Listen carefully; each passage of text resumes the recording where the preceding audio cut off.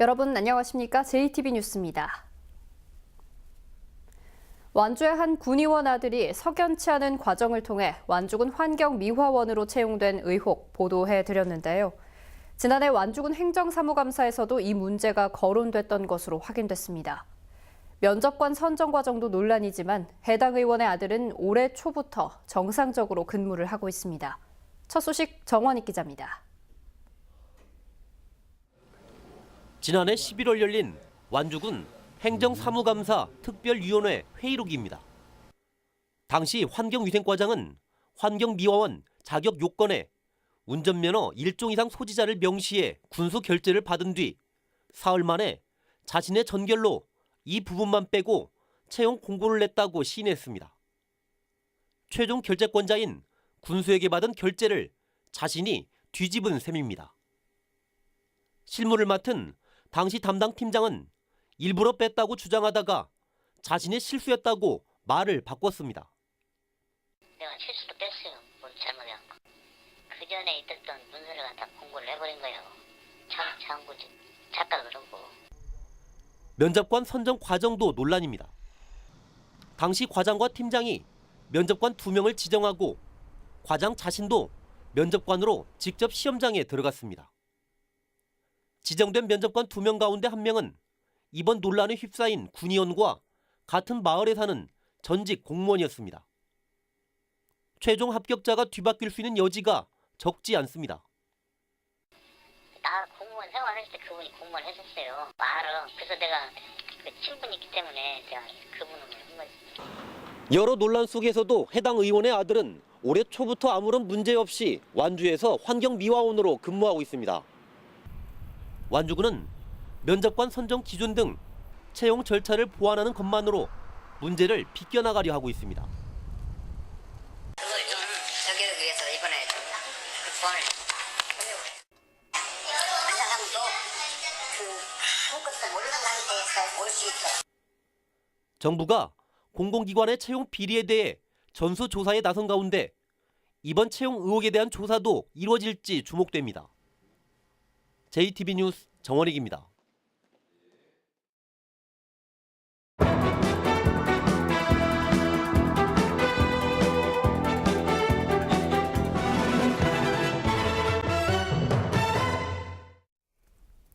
이른바 봉침 목사가 운영했던 장애인 시설은 물론 이 시설의 모태가 됐던 장애인 단체까지 애초부터 설립 자체가 엉터리였던 것으로 드러났습니다.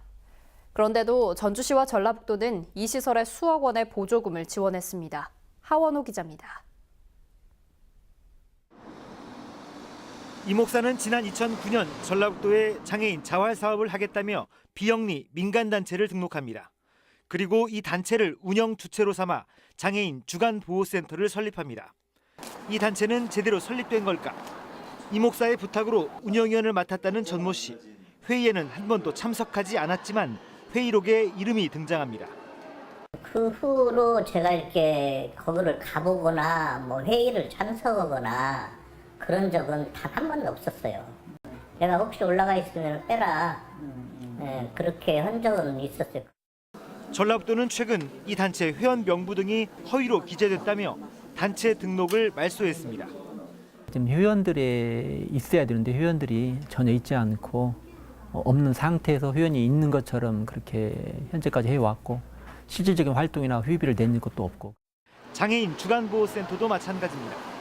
시설장이 되려면 사회복지사 자격증을 취득하고 3년 이상 사회복지 사업에 종사한 경력이 있어야 하지만 이 목사는 이 기준에 미치지 못했습니다.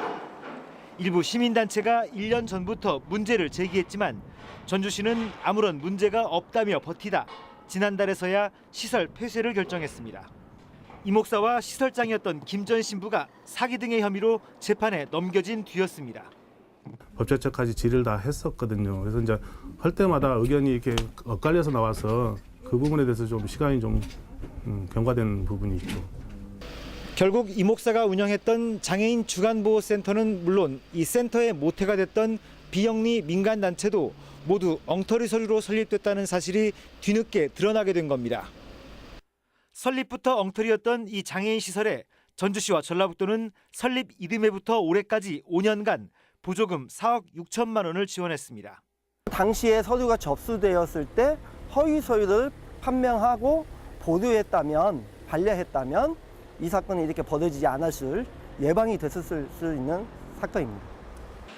장애인 시설을 돈벌이 수단으로 여기는 그릇된 인식과 행정당국의 허술한 관리감독 체계가 근본적으로 바뀌지 않는다면 비슷한 비리는 계속될 수밖에 없습니다. JTB 뉴스 하원호입니다. 유치원 원화 모집 시스템인 처음 학교로가 이달부터 서비스를 시작했습니다. 하지만 사립유치원의 불참으로 시작부터 삐걱거리고 있는데요. 오히려 학부모들은 온오프라인에서 입학 전형을 챙겨야 하는 번거로움만 더 커졌습니다. 조창현 기자입니다. 이달부터 서비스를 시작한 유치원 원화 모집 시스템인 처음 학교로입니다. 온라인으로 유치원 입학을 신청하고 결과를 확인할 수 있는 시스템입니다. 지난해 일부 지역의 시범 운영에 이어 올해 전국으로 확대됐습니다. 접수나 추첨을 직접 현장에 방문을 해야 하고 또 그 현장에서 장시간 기다려야 하는 이런 불편함을 해소하고 이 입학관리 시스템 처음 학교로를 이용하면 언제 어디서나 쉽게 접근하면서 정보도 검색하고 원서 접수를 하고 쉽게 추첨을 할 수 있는 그런 제도입니다. 하지만 기대와 달리 처음 학교로 서비스는 반쪽짜리로 출발하게 됐습니다. 전체 유치원의 70%를 차지하는 사립유치원이 참여를 거부했기 때문입니다. 도내 164개 사립유치원 가운데 처음 학교로에 등록한 곳은 단 한 곳밖에 없습니다. 사립유치원들은 서비스에 참여하면 공립유치원의 들러리 역할에 그칠 것으로 보고 있습니다. 또 정부의 국공립 유치원 확대 정책에 집단 항의하는 의미도 담고 있습니다. 시설이나 모든 것이 국가에서 오는 거하고 이쪽하고 같은 라인에다 놓고 학부모 보고 번호 돌려서 되는 대로 가라 1, 2, 3 이건 아니거든요. 이거는 사립을 2번 죽이는 거예요 지금. 사립유치원의 집단 거부로 국공립 유치원의 원화 모집 시스템으로 전락한 처음 학교로 학부모들은 온라인으로 공립유치원의 입학 일정을 챙겨야 하고 오프라인으로는 사립유치원에 원서를 접수해야 하는 이중구로 예전보다 번거로움만 더 커졌다는 볼멘 소리를 하고 있습니다. JTB 뉴스 조창현입니다. 사드 사태 이후 중국인 관광객들의 발길이 뚝 끊겼는데요. 한국과 중국의 관계 개선 합의에 따라 관련 업계와 전랍도가 관광객 유치에 시동을 걸고 있습니다. 권대성 기자입니다. 전주 한옥마을에서 요즘 단체로 관광에 나선 중국인들을 보기는 어렵습니다.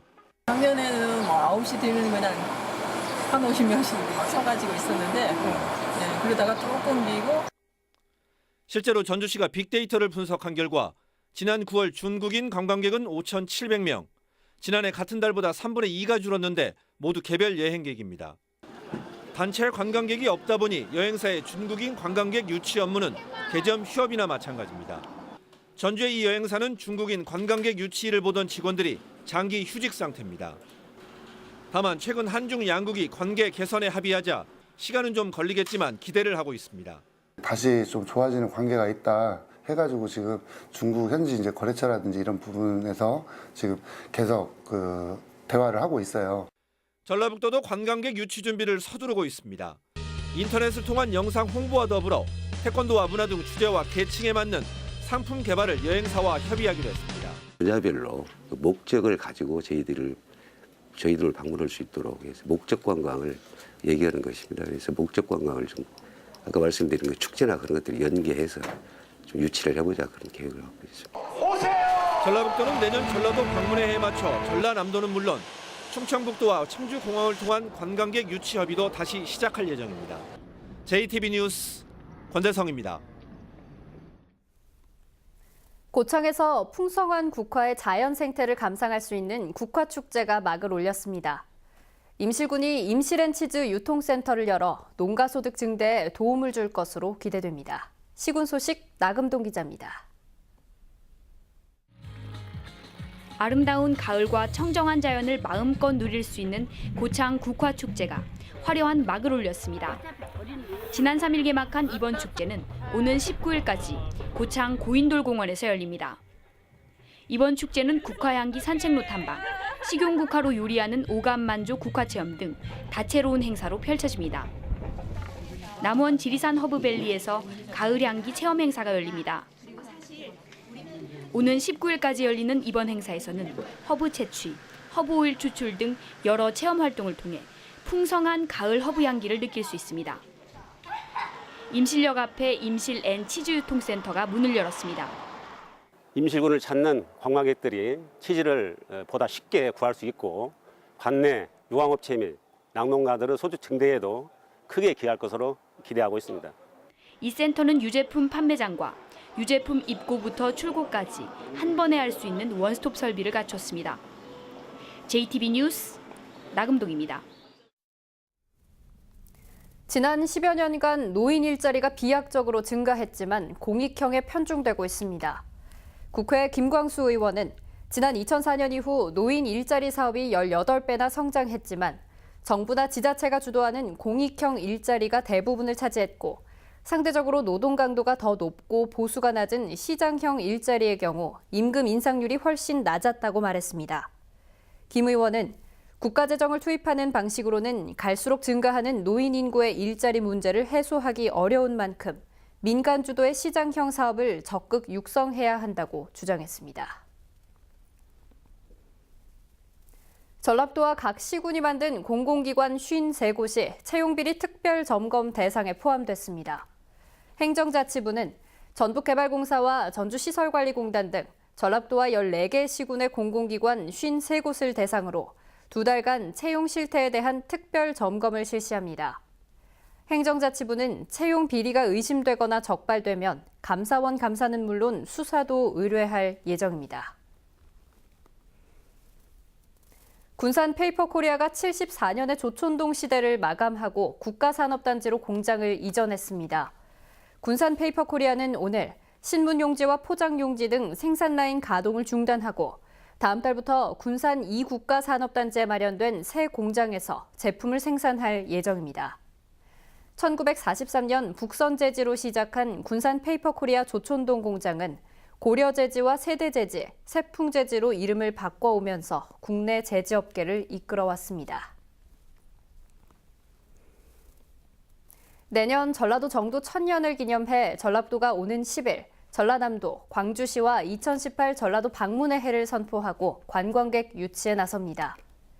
2018 전라도 방문의 해는 천년의 길, 천년의 빛을 주제로 전라도가 걸어온 천년의 문화와 역사, 인문과 생활상 등을 관광자원화하고 미래의 천년을 준비하는 문화예술 행사와 학술 행사도 개최됩니다. 전라도를 비롯한 세 시도는 대표 관광지 100선을 선정해 관광자원화하고 관광명소를 연결한 투어버스로 관광객들의 편의를 도모할 계획입니다. 전주시가 전주 한옥마을의 한식 담장 주변에 경관 조명을 설치하기로 했습니다. 전주시는 한옥마을의 태조로와 경기전길에 있는 전주중앙초등학교의 한식 담장 140m 구간 130곳에 LED 경관 조명을 설치할 계획이라고 밝혔습니다. LED 조명은 바닥에 깔리는 매립형으로 다음 달까지 설치됩니다. 지난 1일 국내로 들어온 평창 동계올림픽 성화가 이달 말부터 전북을 순회합니다. 평창 동계올림픽 조직위원회에 따르면 전북의 경우 성화가 이달 28일 남원을 시작으로 다음 달 3일까지 엿새 동안 임실과 전주, 군산 등을 지납니다. 성화가 봉송되는 동안 각 지역에서는 지역의 특색을 살린 이벤트가 펼쳐집니다. 오늘은 종일 대체로 맑은 가운데 낮에는 기온이 빠르게 오르며 기승을 부리던 추위가 물러나고 다시 이맘때 늦가을 날씨를 되찾겠습니다. 한낮 기온은 전주 17도, 익산 16도 안팎이 예상됩니다. 대기질도 보통 수준 이상을 유지하겠습니다. 절기상 입동인 내일은 종일 흐리다가 밤부터 비가 내리겠습니다.